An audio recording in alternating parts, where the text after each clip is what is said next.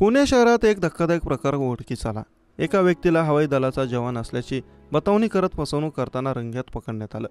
दक्षिणी command military intelligence Pune आणि स्थानिक खराडी पोलिसांनी संयुक्तपणे ही कारवाई करत या तोतया जवानाला बेड्या ठोकल्या आहेत। पुणे पोलिसांनी रविवारी या घटनेची अधिकृत माहिती दिली।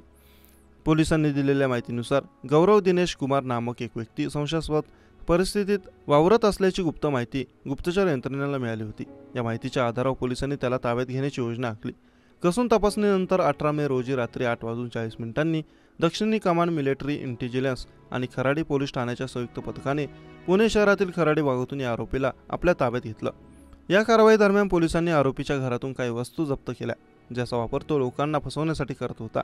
जप्त केलेल्या साहित्यामध्ये हवाई दलाचे 2 टी-शर्ट, हवाई दलाची कॉम्बॅट पॅन्ट, हवाई दलाच्या कॉम्बॅट शूजची एक जोडी, हवाई दलाचे 2 बॅज आणि एक ट्रॅक सूटचा समावेश आहे, असे पोलिसांनी सांगितले।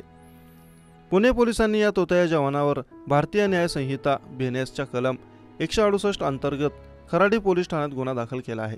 सध्या पोलीस या आरोपीची कसून चौकशी करत आहेत।